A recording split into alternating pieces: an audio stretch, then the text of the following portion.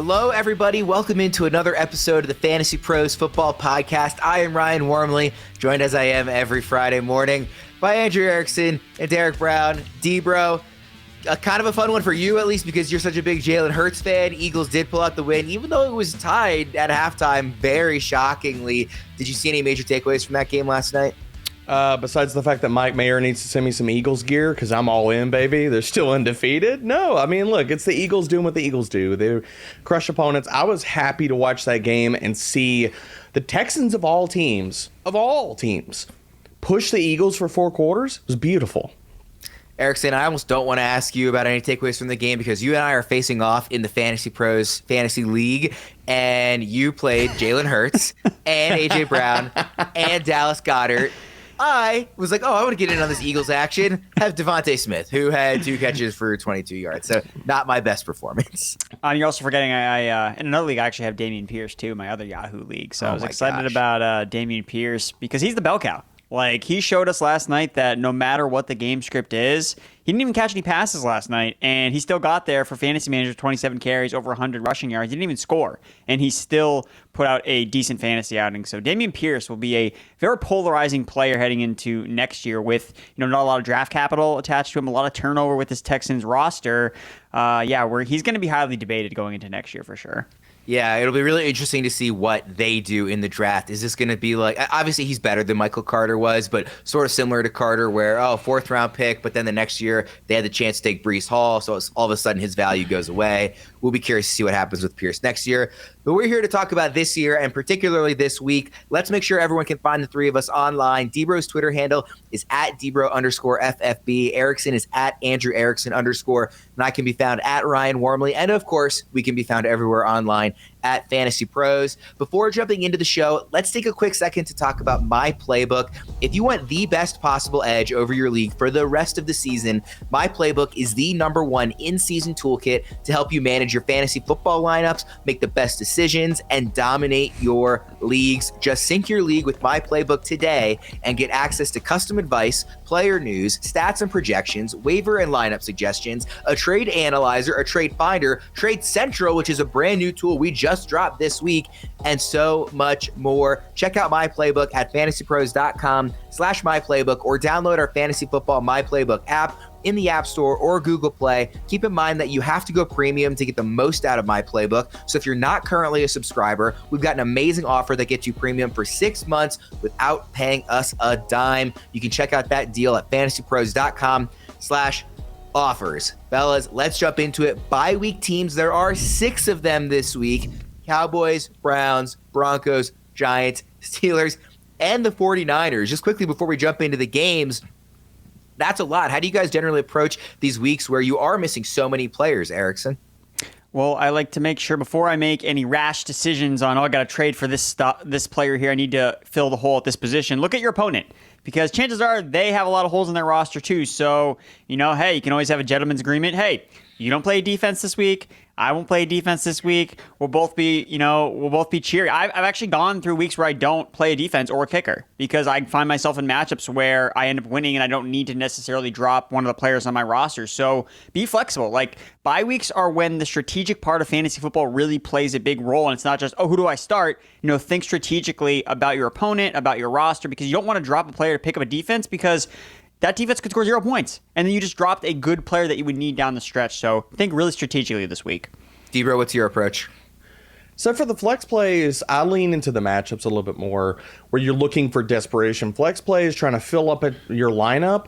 Kind of like last night, guys. Like, have we seen Kenneth Gainwell do a whole lot this season? No.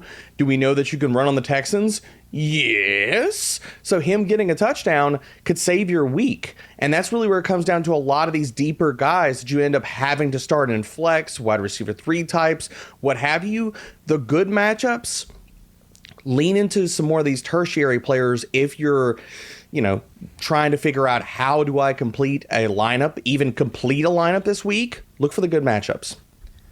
Let's get into our first game, which is also our first pick in the over-under challenge. The over-under game is sponsored by No House Advantage, who are giving away $10,000 in weekly and season-long prizes, including a grand prize of $3,000. Check them out today at nohouseadvantage.com or download the app on the app stores. Use promo code PROS at sign up for a first deposit match up to $50. Our first over-under challenge of the day is Marcus Mariota over or under 17.5 fantasy points against the Chargers. So be on the lookout for that as the guys share their picks for him and also some of their other favorite over-unders from this week's challenge throughout the show, which listeners can find at fantasypros.com/challenge. But for now, we will turn to Erickson for his key matchup in Falcons-Chargers. Yeah, my key matchup is the Falcons running backs and their run game in general versus this Chargers run defense. And I'm starting Marcus Mariota in multiple places this week. So in my unbiased opinion, I'm going over on Marcus Mariota and his 17.5 fantasy points because I just don't think the Chargers can stop the run. And Marcus Mariota plays a very large role in this Falcons run game. Looking at the Chargers, we say the same thing every week. Dead last in yards before contact allowed. They're just not getting any type of movement up front with their defensive line. So teams can just find these wide open lanes to run through, and there's no team that I think can take a bigger advantage than the Atlanta Falcons. Number one in highest run rate this year, run rate over expectation this season. So whether it's Mariota, Algier, Caleb Huntley, Cordero Patterson, it doesn't matter who they have out there. Whoever is healthy is going to run the ball and run the ball effectively. So based on the information at hand, I believe that's going to be Algier that would probably man the majority of carries as the star that he's been over the last couple weeks. Last week, rushed for 39 yards on 14 carries. He had a big play in the receiving game. 49% opportunity share, 60% of the snaps. But I also like Caleb Huntley if Cordero Patterson doesn't suit up here. You know, he had 91 yards on 16 carries, 46% opportunity share, and he's really more of the banger between the two guys. And Huntley got the lone goal line carry for the Falcons. So we're talking about, okay, trying to plug in holes in my roster with the matchups. Caleb Huntley is that guy. Like, he's a total matchup placed player because he is not involved in the passing game whatsoever. So you need the Falcons here, who are favored in this game, which just seems bizarre that they're favored against a Justin Herbert-led offense, but they are a wounded franchise right now with a lot of injuries across the board, and the Falcons are first place in their division. So I expect the Falcons to at least keep this game competitive, play with a lead, run the ball efficiently, and that's just going to be the case. Man, is that true? Are they really favored? I did not realize that. Yeah, no, it's one of those things where it's like, wow, like that is very bizarre that they're favored in this game, but they're in first place in their division and they're the better team. Wow. Really quickly, assuming Patterson doesn't play, I think Algier is a not like a must start, but a comfortable start. Is Huntley also a comfortable start, or more of a if you're in, bye week Armageddon, you can slide him in there if you need to? I mean, I think I feel good about playing him. Like, I picked him up in a lot of different leagues. I have him in my flex in a lot of spots. I believe I have him right outside I think it's like RB25 for me because, look, he had more carries than Tyler Algier did. So it would not surprise me at all if they just split carries 50-50, and whoever ends up scoring the touchdown, like, that's ultimately going to be the guy that delivers more fantasy points. So I don't think it's really outlandish to think Huntley could even outscore Algier because I think that their roles are pretty similar with both of them seeing a lot of work on the ground. DBro, talk to me about the running game on the other side of this one. Yeah, I mean, look, I think this game shoots out, and the total is going to comply with that right now, what we're looking at. And so I'm taking the over for Marcus Mariota and Tyler Algier on the over-under challenge. Tyler Algier is at 9 or 8 fantasy points. I'm going to smash the over there because I think they're going to have to keep up with Austin Eckler on the other side. I mean, he's the RB1 in fantasy, guys. He is 14th in breakaway run rate, and now he goes against a Falcons run defense that's allowing the highest rush success rate in the NFL. They're 29th in adjusted line yards, and they've also allowed the 12th most receptions and receiving yards. Like, Austin Eckler's going to smash this week, and if that's the case, the Falcons are going to have to keep up on the other side. So just to be clear, we're starting off early this one with the low-hanging fruit by taking the number 3 running back rest of the season in Austin Eckler as one of our key matchups. I will accept it. We'll move on to game number 2, Dolphins at Bears. DBro, what's your key matchup here? Well, if you don't like low-hanging fruit, you're not going to like this one because I love Tyreek Hill. Considering, I mean, look, there's a billion different ways I could have gone with this one because Chicago is not a good run defense either.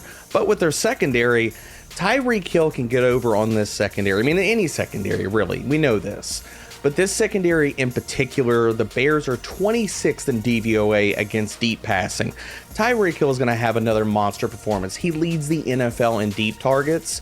So while a lot of the Bears' coverage numbers are pretty good, like Kendall Vildor, Jalen Johnson's numbers look pretty good, it's still Tyreek Hill, baby. Like, nah, nobody's guarding this dude.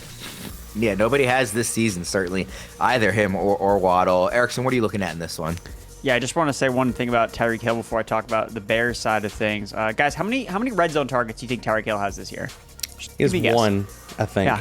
It's Yeah, really low. I would guess it's Red lower zone than you target. think, just because he keeps scoring from outside the red zone. It's the one knock in his armor. Well, actually, he only has 2 touchdowns, right? Yeah, only one or 2 two. touchdowns. Yeah. But it's absolutely bonkers because his receiving yards per game, targets per game, reception are just like so above every other wide receiver. It's been an every other week thing for him, though. It's like the even number weeks he gets over 160 yards every time. The odd number weeks, I think he's been under 100 each time. So it's been an alternating season for him. All right, Look, so Ryan is telling people to fade Tyreek Hill. Got it. What's he going to do whenever he gets the touchdowns and the monster yardage? Like, he is going to break fantasy in one of these weeks because you know the touchdowns are coming, kind of like with A.J. Brown. We knew they were coming. They're coming for Tyreek Hill, too. Yeah, R.I.P. Kyler Gordon in the slot this week for the Bears. All right, so Justin Fields, I'm looking at him against this Miami secondary. Him and Darnell Mooney, the combination of the quarterback and wide receiver. So Fields has been fantasy quarterback 1 every single week since week 5. He has 63 rushing yards per game since week 3. So he's someone that I'm starting with a lot of confidence this week. We're finally seeing the rushing. We're seeing him kind of be what we saw with Jalen Hurts when he was kind of coming into his own as a fantasy quarterback you could rely on week to week. Miami's a good matchup, 7th in fantasy points allowed to quarterbacks this season. And we look at Darnell Mooney, he is the alpha in this offense. 27% target share is 15th, 41% air yard share is 10th this year. So whenever they're throwing the ball, not a lot, but it is going to Darnell Mooney. I don't expect Chase Claypool to just be dropped into this offense and command a massive target share, but I think he's going to command attention from the defense. You know, Chase Claypool had one of the higher double coverage rates of any receiver on the Pittsburgh Steelers offense this season. So teams are going to account for Chase Claypool. I think that's going to give more opportunities for Darnell Mooney to get more one-on-one looks. Dolphins are bottom 10 defense versus wide receivers in regards to yards allowed and 8th in fantasy points to the position. Miami's 29th in pass defense EPA. And look, the last time we saw the Bears play a defense that ranked above average in pass play rate faced was the Minnesota Vikings in week 5. No coincidence, Fields threw for a season-high 208 passing yards. So Miami's a team that teams have to throw the ball on or have traditionally thrown the ball on a little bit more because they need to keep up with the offense. So I like Fields to throw a little bit more in this matchup. You know, if we can get over 200 yards, I'll be happy. I was going to say, it doesn't sound great to say season-high 208 passing yards. It's still more yards. You're not wrong. And just to make a note on him, you know, talking about since being a QB1 since week 5, he is QB2 overall since week 5. Now, 3 guys sort of directly behind him, Josh Allen, Patrick Mahomes, and Jalen Hurts, all have missed a game. But even if you were to put them ahead of him, that's still QB5 since week 5. So he hasn't just been a QB1 every week. He's been overall, you know, in that upper echelon, at least in the last several weeks here. So I totally get, and obviously the addition of Chase Claypool sort of just adds another dimension to the passing game, you would hope. Panthers at Bengals. Erickson, what's your key matchup? Looking at Deontay Foreman, bell cow, season against this Bengals run defense that has just been trucked over the last couple weeks here. We saw Foreman, 26 carries, 118 rushing yards, and 3 touchdowns in week 8 without Chuba Hubbard in the lineup. Spencer Brown was the backup. He just had 6 carries, 27 yards. So Hubbard has been limited at practice all week. We'll see if he ends up suiting up. But I don't think it necessarily matters that much for Foreman because I think Foreman's done enough in his 2 games, basically one where he played after Hubbard got hurt and then this last start, that they're going to probably feature him as their lead back. It would not surprise me at all if he really takes on the majority of carries while Hubbard is still dealing with this ankle injury. And the matchup is awesome against the Bengals, shredded by running backs over the last 3 weeks. They faced nearly 30 rushes per game, an average of 127 rushing yards allowed. Both rank inside the bottom 5 over that time frame. And when you're looking at Carolina as an offense and what they want to do, like with their approach, they rank top 10 early down rush EPA and rush rate, and they're at negative 12% pass rate over expectation, which rank 31st compared to season-long numbers. So they want to establish the run. I know Moore has looked good, but it's on a limited amount of passing volume. They're not really throwing the ball a lot, and he's getting all of the targets. So this team wants to run the football. Foreman has been a bell cow and been efficient, And I think that's going to continue here against a really banged up Cincinnati Bengals run defense. So we're confident starting Foreman even if Hubbard plays. If Hubbard plays, would you also consider starting him, or you're not going to start him regardless just because Foreman's looks so good? I would not start Hubbard. I mean, I think he'd probably sneak into my top 40 running backs, and with the bye weeks, okay, there's a case to be made because we don't necessarily know how the usage it will shake out. Like we just don't know. So there's a chance that Hubbard does take on a bigger role than maybe I would project for. But it's not someone that it would just be like DBro mentioned earlier. You're just playing him based on the matchup, and you're hoping he gets enough touches to deliver a worthwhile start. DBro, what matchup are you looking at in this one? So with J.C. Horn back in the lineup, I think that T. Higgins could catch a shadow from J.C. Horn on the outside. Dante Jackson and J.C. Horn have been good in coverage this year. I mean, really, their outside coverage is the strength of the secondary. So Joe Burrow wants to move the ball through the air. I think it's going to be on the back of Tyler Boyd, considering he's been productive, guys. I think he's going to be leaned on in this one. He's in 83% of his routes against Miles Hartfield in the slot, who's allowing a 75% catch rate, 124 passer rating. So like I can only drop T. Higgins in my ranks so far, but I'm going to probably be ranking Tyler Boyd aggressively because I think he is going to be the most targeted wide receiver for Cincinnati this week. Yeah, Boyd in just the overall expert consensus rankings is wide receiver 19 this week. Do you think as long as Jamar Chase is out, that's around where he'll be ranked on a week-to-week basis? I think low end wide receiver 2. Like I've got him at wide receiver 16, and I've toyed I've got him and T. Higgins right next to each other. I've toyed with the idea of flipping them because of how I'm projecting coverages. But yeah, I think Boyd is going to be a weekly low end wide receiver 2, high end 3 if people are trying to get cute with it. DBro, what's your key matchup in Packers-Lions? Yeah, we're going back to the low-hanging fruit tree because it's Aaron Jones week, baby. The last 3 games he's played against the Lions, he's gone ham. And while I overall, in a macro perspective, a lot of these last 3 games, last 4 games, and we're talking about multiple years and seasons, they get pretty noisy. Like, there's not a lot of takeaways from it, except for you can really draw some parallels because the Lions have been bad for that long. So it's not like their personnel has changed a ton over the last 2-3 years, and they haven't gotten any better. Aaron Jones of the last 3 games against Detroit, almost 21 touches per game, 142 total yards per game, 7 touchdowns. He's going to go ham. I mean, I could rattle off all the different stats about how Detroit is bad versus running backs, all these different things, and it doesn't matter because Aaron Jones is going to destroy them. Jones is only RB 15 rest of season in our rankings. Do you think that's maybe a little bit too low given the usage we've seen the last 2 weeks and the fact that A.J. Dillon just is not doing anything? It is, I believe it's too low. I've moved him up. My last rankings, I've got him at RB 13. And I honestly, that's kind of where, I can make a case to move him up. If we see the Packers continue to ride Jones as the clear one, and there's no more of this A.J. Dillon is getting more carries and more red zone usage kind of nonsense, then yeah, I think there's an easy case to move Jones up even higher.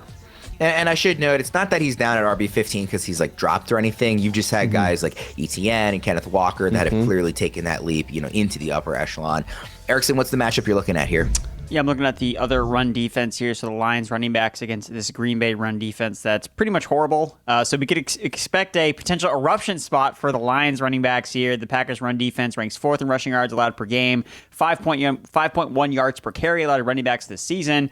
And look, if Swift is active, I'm playing it. I get that he came back to practice on a limited basis on Thursday. We're still waiting to see the practice reports on Friday. But if he's suiting up, I can't fade him in this particular matchup, especially because Green Bay, their defense is strong in the red zone, number 4 red zone defense. And that's where Detroit has been effective, number 3 scoring red zone offense. So we'll see how that red zone kind of shakes out because with Jamal Williams, for me, he's touchdown or bust. So I have more concerns about Jamal Williams. And if there is no Swift, like DBro mentioned on the start-sit show, Craig Reynolds is a sneaky play, if DeAndre Swift can't play, because I think that he would take over the role as the receiving back. They're playing with negative game script. He obviously benefits from the matchup as well on paper. I would start Craig Reynolds over a guy like Chuba Hubbard, just to kind of put in perspective of where I would kind of rank him. And he would be a guy, if Swift we get rolled out, on Friday or Saturday, you could pick up Craig Reynolds and throw him in your flex if you need a running back. And I also want to mention, too, with Swift potentially banged out or not active and TJ Hawkinson out of the lineup, I mean, Amon-Ra St. Brown, like, we saw it last year, guys. Like, he had over 8 catches per game, over 11 targets per game, 95 receiving yards per game, like, just wide receiver 1 status. And people were worried about, what happens when Hawkinson and Swift are back? Well, now they're gone again, so it doesn't matter. So enjoy your Amon-Ra St. Brown 7th round pick shares.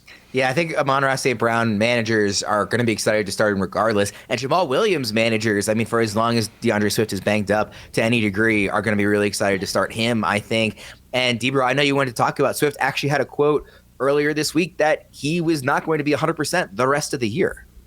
Yeah, I think it's a worry. I think not only and we talked about this in the Start Sit show, yeah, you need to be stashing Craig Reynolds like right now, yesterday, previously, because DeAndre Swift hit the airwaves today and said, I might not be 100% for the rest of the season.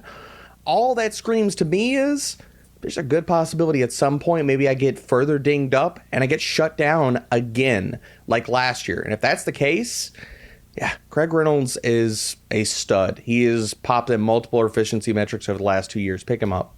By the way, DBro, I currently have Craig Reynolds in our Dynasty League roster, so if you want to make me a trade offer, feel free.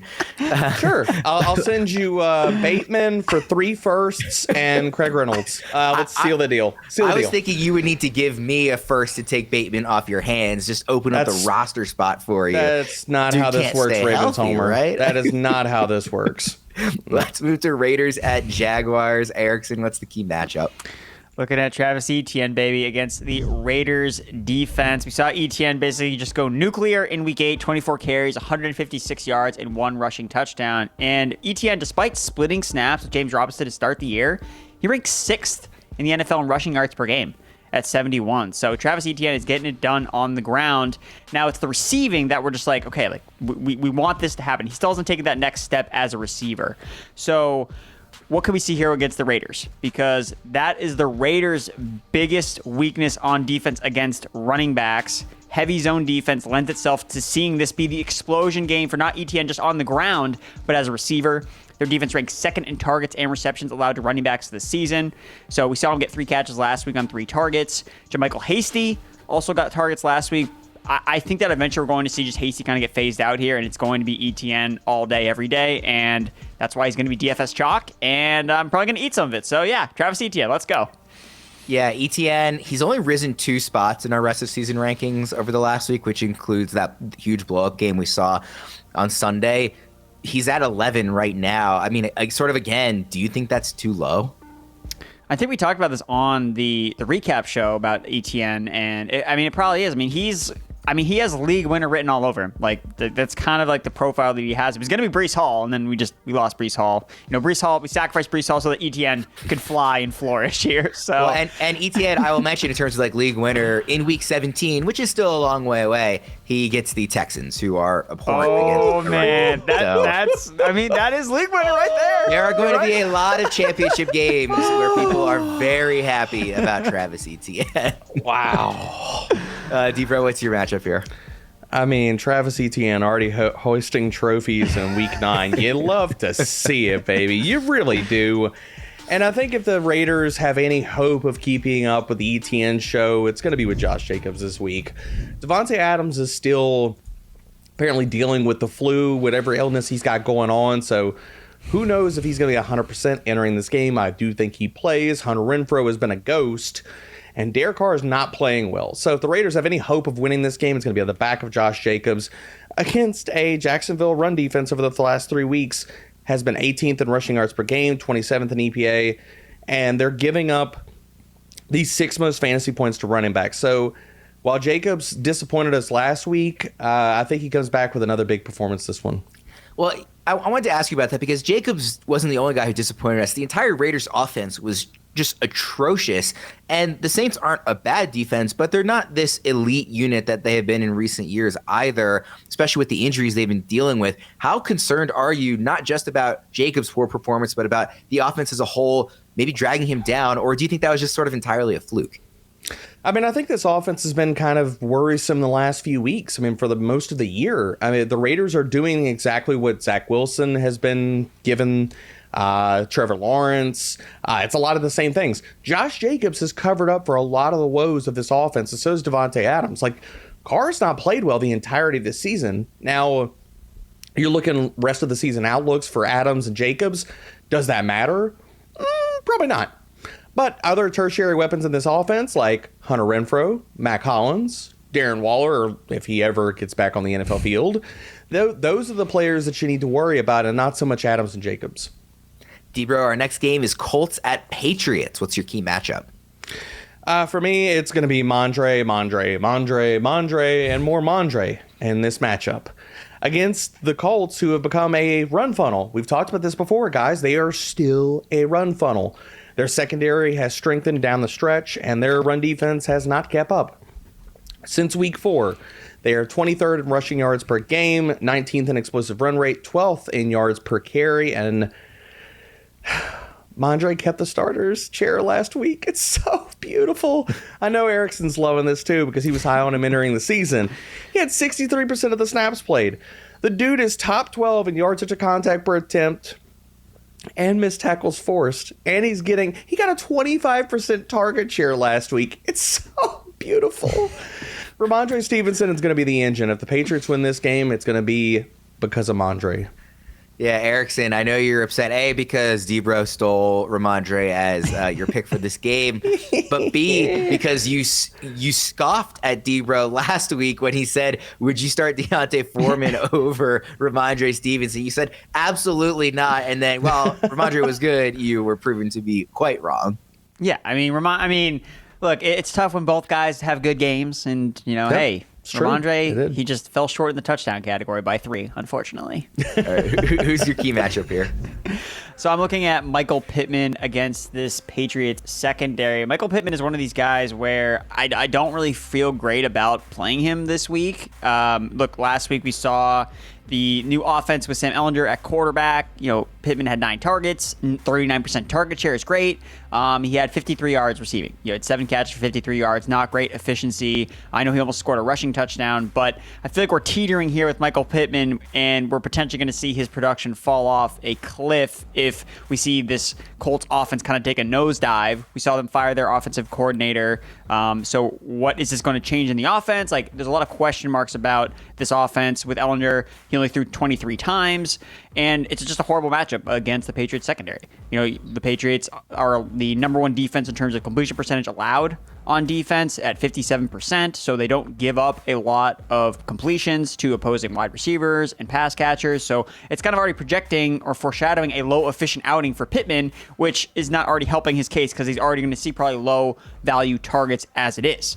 And looking at Pittman, he's been a volume monster this year. He's 8+ targets in all but 1 game this season. He has 2 top 6 finishes, and then all of his other ones are outside the top 36. So I know that the play with Pittman is volume, but when he's seen the inefficient volume, he has not even delivered as a wide receiver 3. He's going to see some coverage from Jack Jones, PFF's highest graded cornerback this season, a rookie that the Patriots wisely drafted and replaced with J.C. Jackson and let the Chargers sign. So they can't draft wide receivers, they can draft defensive backs. Yeah, I don't want to overreact too much to just one game, especially when that one game is the dude's first career start in the NFL. But I do wonder if this offense might look a little bit like Arthur Smith's in Atlanta, where they're just not throwing the ball enough to get these talented pass catchers enough volume to be intriguing to us. Again, don't want to overreact to just the one game, though. Next game up, Bills at Jets. Erickson, key matchup?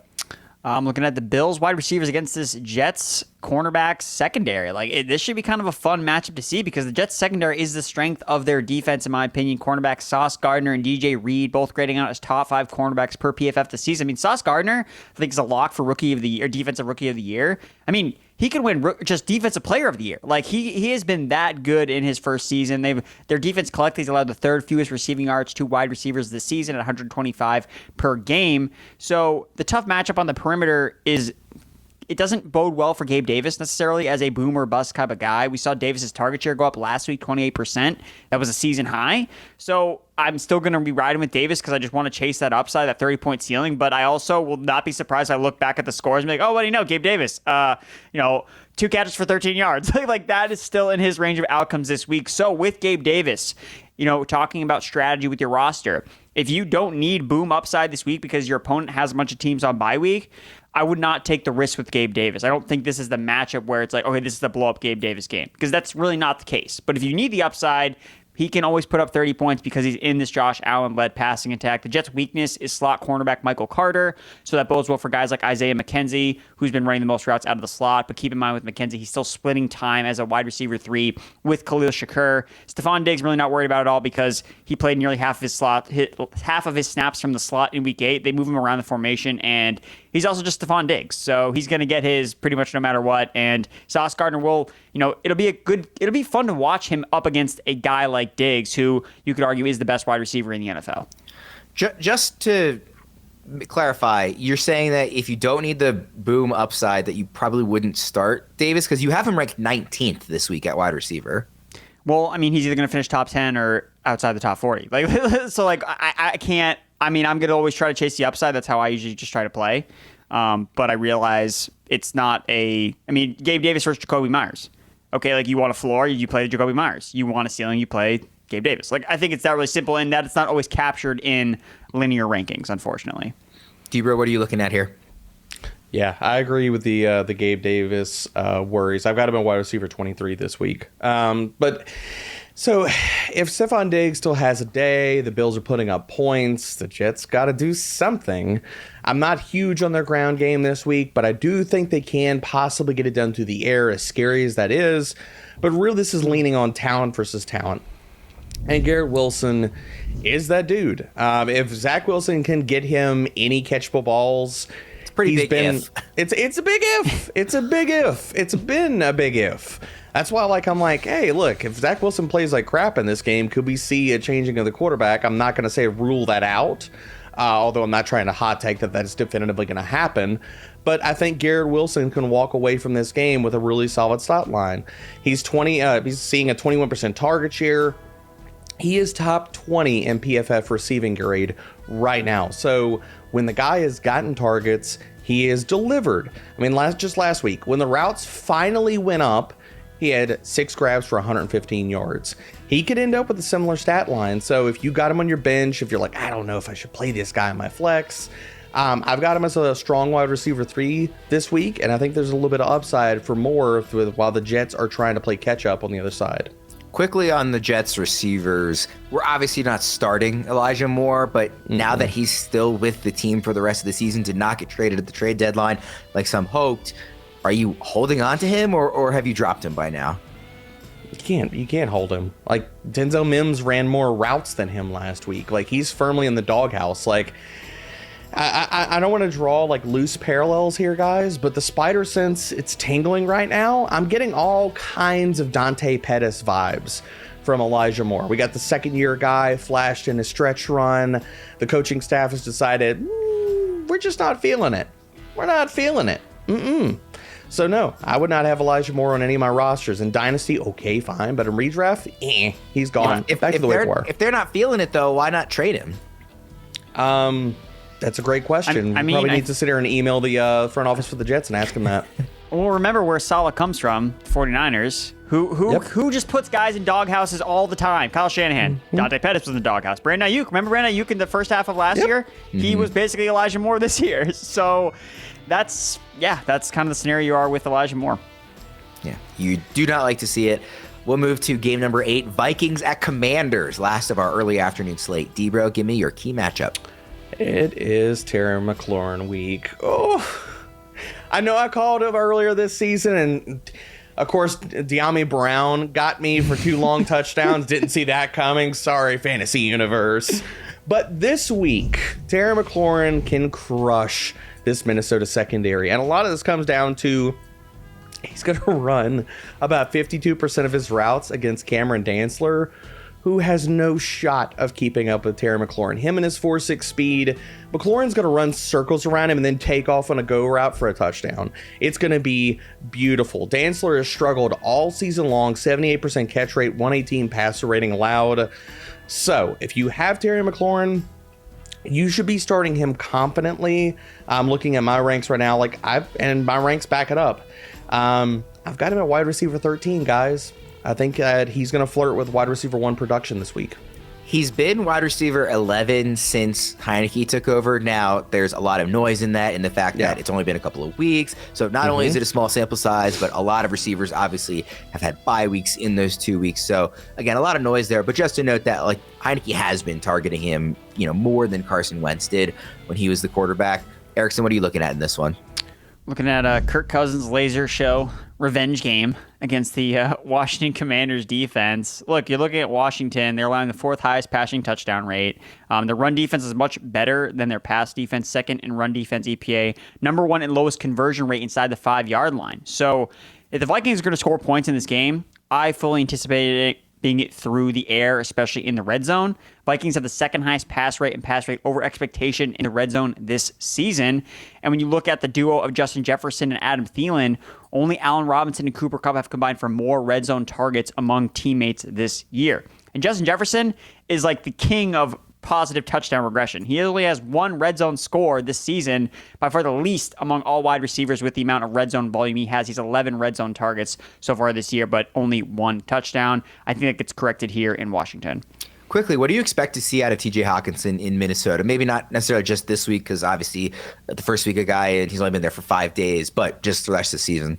I think that's probably Irv Smith plus. I think that he can probably be a better version of Irv Smith. It's just about the role in the offense. If he just takes over Irv Smith's role, then that's a downgrade from what he had in Detroit. So this week, I'm not confident starting. I'm not really sure why he's top 10 ECR. I think it's maybe just because who else are you going to play? And if you have Hawkinson, you're just not going to pick up a streamer, so you're going to start him. But I don't feel good about starting him this week.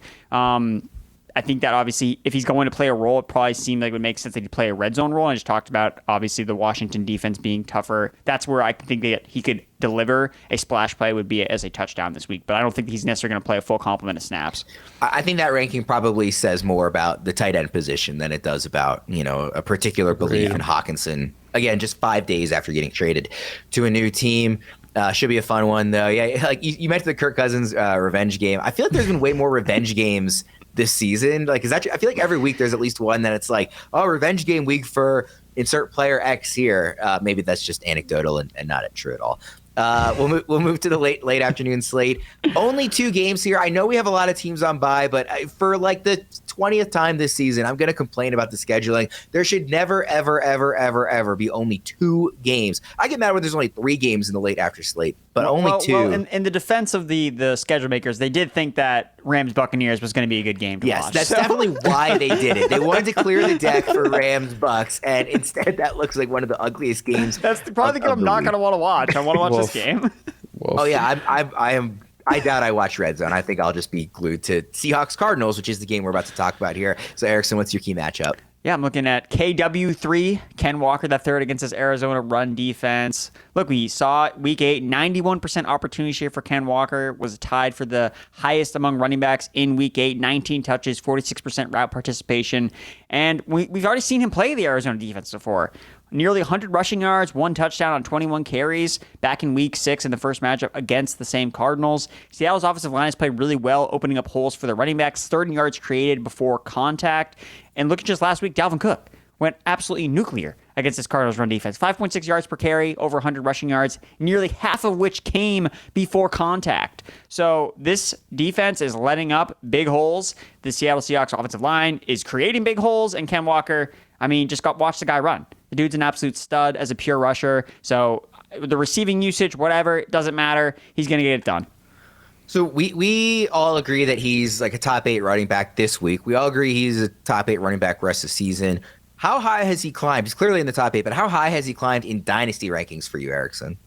He's number 2, I think. You can make the argument that he's the number 1 running back. I think that, if you want Saquon up there, I think that that's fine. But if you just want a younger running back, you could just I have no qualms of Ken Walker being the RB1 in Dynasty. I mean, it would have been Breece Hall, but Breece Hall got hurt. So by default, Ken Walker is, he's only 21 years old, I believe. Like, there are not that many young running backs that are slated to be their bell cows for the future that are also good. So, I think Ken Walker. The ones that are, like Breece Hall or Javonte, keep getting hurt. Yeah.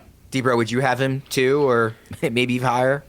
I've got him at RB4 right now, and I've got CMC, Saquon, and Jonathan Taylor over him. That's it. I mean, that's the list. And I have no problem if anybody were to push Ken Walker into tier 1 with those 3 guys. I've talked about it since prospect season, guys. Like, Walker is that dude. Like, he was my Javonte Williams type of player coming out this year. And now he's showing people. Like, I remember getting clowned on Twitter when I said as soon as he had the starter's job, I think I said he was like RB14 rest of the season. People were like, sure, okay. And I'm like, all right, fine. He's going to show you. He's going to show you. That's what's up. Yeah, he's basically what we would have expected Javonte Williams to be last year if Melvin Gordon had gotten hurt. Yep. Like, this is what we would have thought we would have seen, and we're seeing it now that Rashad Penny has gotten hurt. DBro, what's your key matchup here?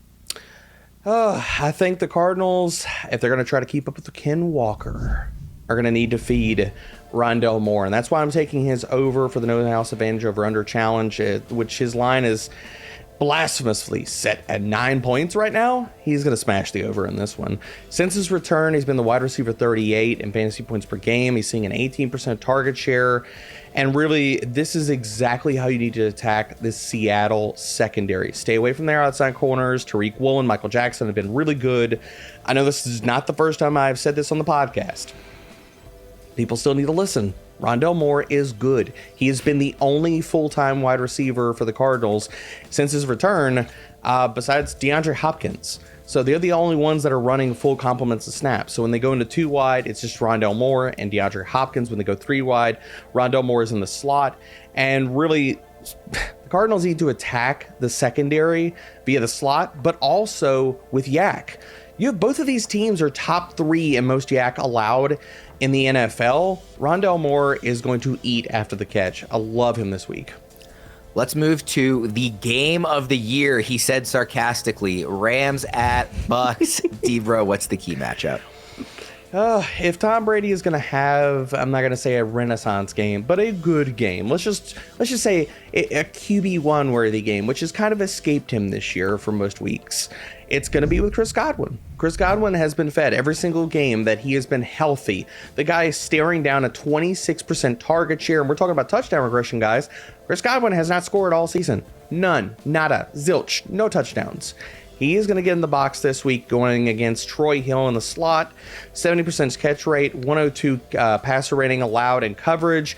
Ramsey does move into the slot some, but with Mike Evans on the outside, I think that we're going to see a lot of Jalen Ramsey on the outside. I'm not going to say he's going to shadow him, but it's going to push Ramsey to the perimeter, and Chris Godwin better, grab both spoons and a massive bowl and just with those targets. Really quickly, DBro, what have you seen just with the eye test out of Tom Brady this year? Like, do you think, what's your concern level, I guess I should say? Because if he does kind of fall off the proverbial cliff, which I think is definitely on the table, even if it's not like a guarantee, then the rest of this offense, like, it all falls apart without him. I mean, from a numbers perspective, there's nothing that's fallen off with him as far as like efficiency wise. His completion rates are still great. His PFF passer grade. The disparity you see is in the wide receiver play. And I will say, like, watching some of the games live, that there are some balls, like some deep balls, where Tom Brady is a little bit short on these throws. So if that is going to be something we see as a consistent trend, maybe the Buccaneers kind of shorten up this passing game a little bit. But outside of that, Tom Brady's not been the problem for the Buccaneers. It's not been him. It's not quite the Peyton Manning noodle arm in the Super Bowl level of falling off a cliff. I think the thing with Brady, at least the thing that I've noticed, it's the lack of touchdowns. So Tampa Bay ranks 30th in red zone scoring, and this is the thing that people just ignored with Brady. Who is not on the offense that was there the last 2 years in Tampa Bay? Rob Gronkowski, the red zone threat. Tom Brady's touchdown rate is below 3% and is his worst of his career. The last time it was this bad was his last year with the Patriots when everybody thought he was washed. And that's honestly what I see a lot of. It reminds me a lot of watching him his last year in New England, where they would move the ball, get in the red zone, get stuffed. can't get it done. And Do I you think think not having Gronkowski is the big reason for that. Do you think there's a solution? Do they start getting more creative with Mike Evans in the red zone? Or do you think this is just going to be the touchdown rate we should roughly expect? I mean, it's hard to say that it's going to be this low for the rest of the season because it's definitely stands out like an outlier. But if the personnel doesn't change, like, yeah, I think that he's not going to throw 18 touchdowns this year, which is what he's on pace to do. But I don't think he's going to throw 35, like, which is what we saw him throw 40 last year. So that's probably not going to happen. And yeah, I'm concerned about his and that's the thing with Brady is he doesn't run, so he has to throw touchdowns. And even in this matchup, the Rams, number 3 in red zone defense. So yes, I think Godwin and Evans can eat because of pass volume, but in terms of them scoring, I still am skeptical that they're going to get it done through the air from a scoring perspective. Talk to me about the quarterback on the other side of this one, Erickson. Yeah, I mean, as bad as Brady's been, Stafford has been worse. So he has one top 20 finish this year, and it was against the Atlanta Falcons, who basically everybody scores against. So it's really not surprising to see him down at QB 20 in the ECR. You can't start him. You know, Tampa Bay, despite all their injuries on defense, 6th in pass defense EPA, allowing less than 200 yards passing per game, which ranks 6th best. The only quarterbacks that have done really anything against Tampa Bay from a fantasy perspective is Mahomes and Lamar Jackson. And, you know, those are the two of the better quarterbacks in fantasy football. So Stafford, you just can't play him. Cooper Kupp is banged up. Van Jefferson's not fully healthy. And the Buccaneers are getting back guys in their secondary. Carlton Davis, Sean Murphy-Bunting are both practicing in full this week. Davis hasn't played since week 6. Murphy-Bunting last played in week 5. So, yeah, I mean, the 6th lowest implied, the total in this game, 42.5. I was like, okay, where's Rams Bucks? Scroll. Oh my God. It's like right near Patriots Colts, which is at 39. Like, this is bad. Like, this game is just, it's bad. And like, obviously, Stafford has struggled a lot this year. That's been with a healthy Cooper Kupp. Now, to some degree, Cooper Kupp is banged up. They don't seem overly concerned, but he certainly has been limited in practice at the very least this week. Let's move to Sunday Night Football. Titans at Chiefs. Erickson, what's the key matchup? Yeah, this game is going to be fun. I'm actually really excited to watch this game because it has two teams that I think have been very efficient. Looking at the Titans, they're allowing the league's lowest touchdown percentage on the ground to opponents. And second best in that category is the Kansas City Chiefs defense at 15%. So I'm looking at Mahomes to basically just air the ball out all over the place. Not like he needs a defensive matchup to do that because the Chiefs rank first in pass play rate and over expectation in the red zone. So they're just throwing the ball pretty much no matter what. I mean, we've seen this backfield. Like, if you're a Clyde Edwards-Helaire owner, a Pacheco owner, like, these guys never get touches. Like, they just don't give them the ball. So in a matchup where the Titans just refuse to give up rushing touchdowns, it's like, oh, baby. That's why I put Patrick Mahomes as my number 2 quarterback this week because I think all the production, all of this offense is going to come through his arm. So that's why I like Juju and I like Marquez Valdes-Scantling as streamers this week for the wide receiver position. I think there's starts and strong starts that against this Titans pass team that is really a pass funnel. If you have to pick one Chiefs guy to blow up this week other than Mahomes, is it Juju? I think Juju definitely has the safest floor of the guys, but I think if you're looking for, can this guy put up 30 points? I mean, MVS, he has the matchup. The Titans are dead last in DVOA against the deep ball, and MVS leads the Chiefs in air yards, average depth of target. He's the guy that takes the top off the ball. And just kind of where he lines up on the formation on the right side of the field, like that area in particular has been really tough for the Titans secondary to cover on the right side of the field where MVS lines up and runs the majority of his routes. DBro, I know you don't want to take another low-hanging fruit guy, so who besides Derrick Henry do you want to talk about? I mean, there's no one else. Nobody outside. I'm just kidding. Talk about Derrick Henry. I mean, look, it's really nobody. Like, outside of, like, even Malik Willis, who could get the start in this game. Tennessee nerfed him. I think he threw the ball 10 times last week. So I'm not even going to say if the Tennessee Titans want to keep up with the Chiefs. If they want to put any points on the board, if they want to not get shut out in this game, the big dog's got to eat. Like, it's going to have to be a ton of Derrick Henry. And I think it's going to have to be a ton of Derrick Henry in the passing game. Because you look at the Kansas City Chiefs run defense, they're tough. 3rd fewest rushing yards per game allowed. They're 2nd in explosive run rate. But their soft underbelly is against running backs in the passing game. 25th in DVOA, the most receptions and receiving yards to running backs. So, while, yes, I think that Derrick Henry, give him like 2 or 3 checkdowns and maybe he houses one of them. This is also to say, like, if you're in deeper leagues and stuff, and Erickson and I talked about him on the Start Sit show, Dontrell Hilliard could get a lot of work in this game because the Titans don't have any competent wide receivers. I'm sorry, Robert Woods, but you need to probably just retire at this point. Dontrell Hilliard could get a few checkdowns, and I will not be surprised if he gets into the end zone and finishes the week inside the top 30 running backs.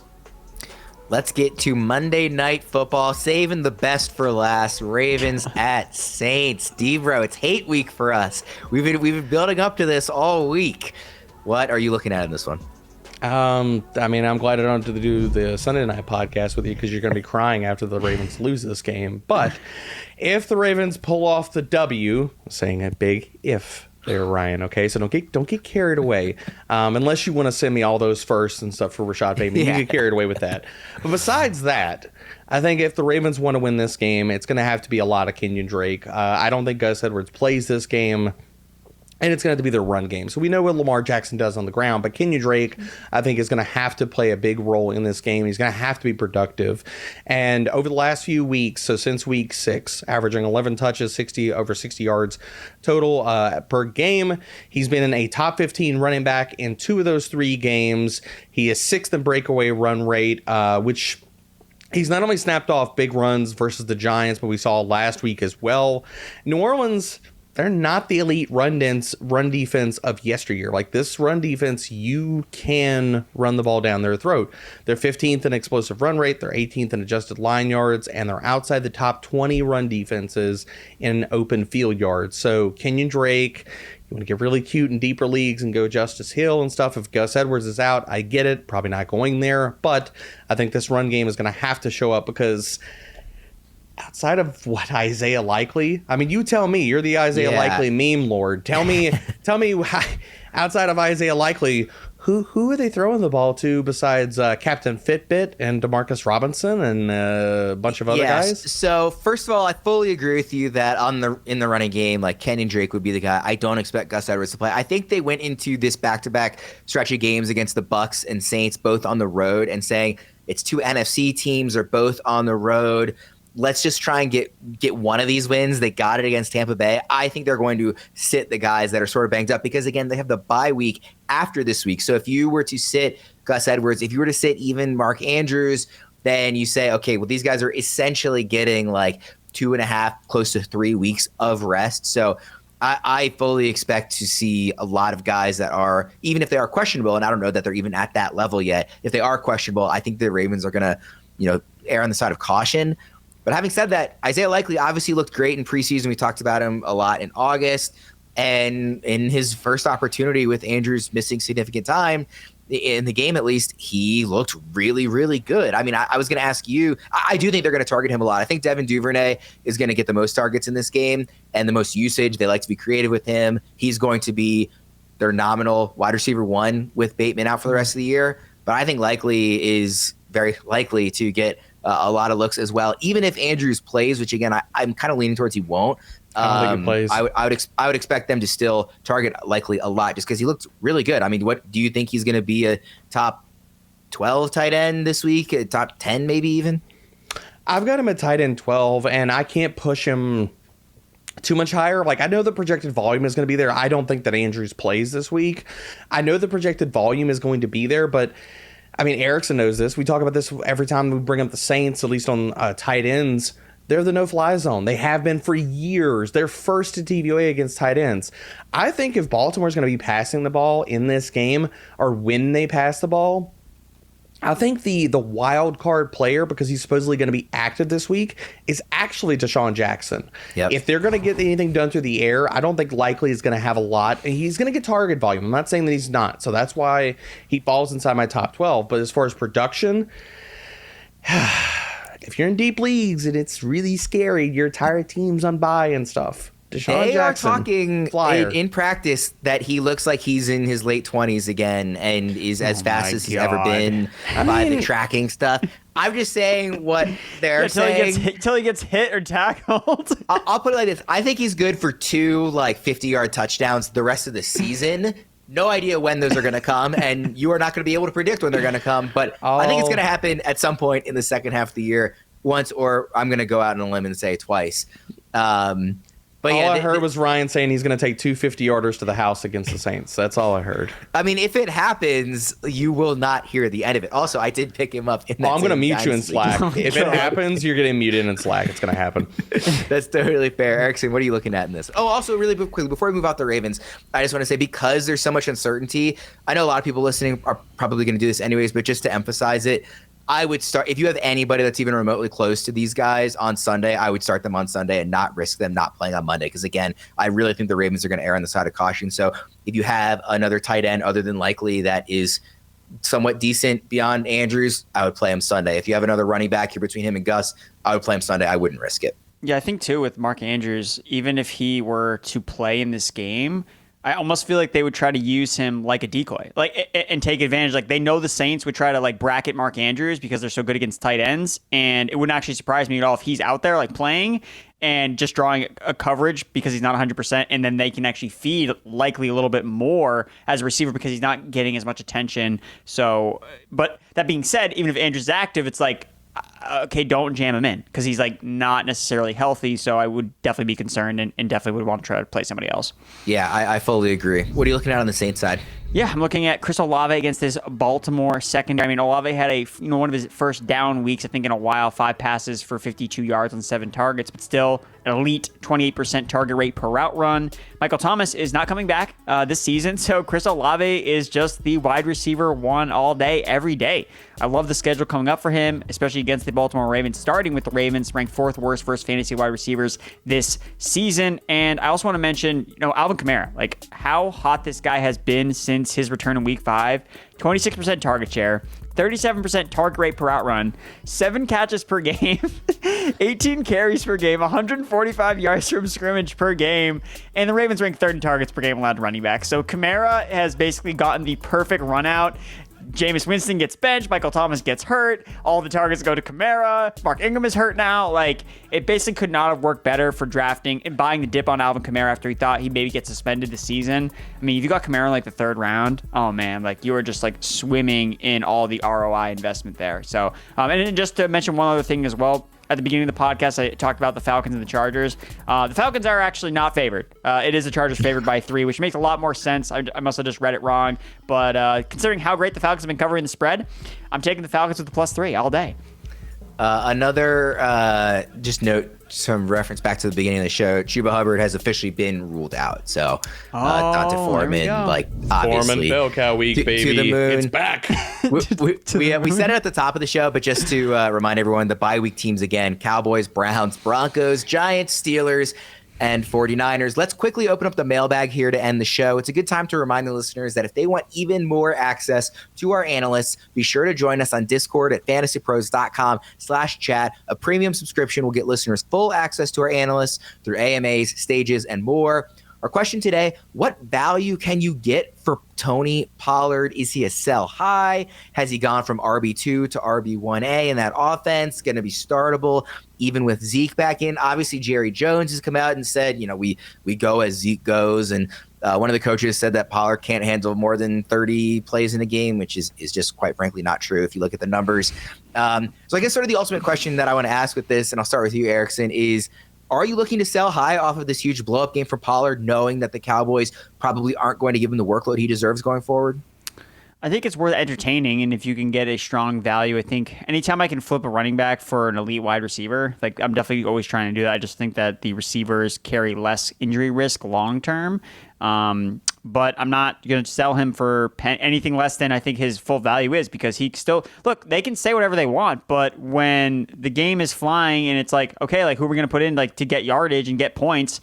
And also like, what if Zeke gets re-injured? Like he's dealing with a knee injury. It's not like it just magically goes away after a week off. That's not necessarily the case. Like Zeke's been banged up the last 3 years and he obviously plays through it. But if the coaches know he's playing with an injury, then you inherently have to get the other running back more involved and more touches. And it's not Tony Pollard's fault that he got less touches in his the last time we saw him play, because he was so efficient on them. He's averaged like 10 yards per carry. So yeah, I mean, he doesn't need that many touches if he's that efficient. So yeah, that's kind of my take.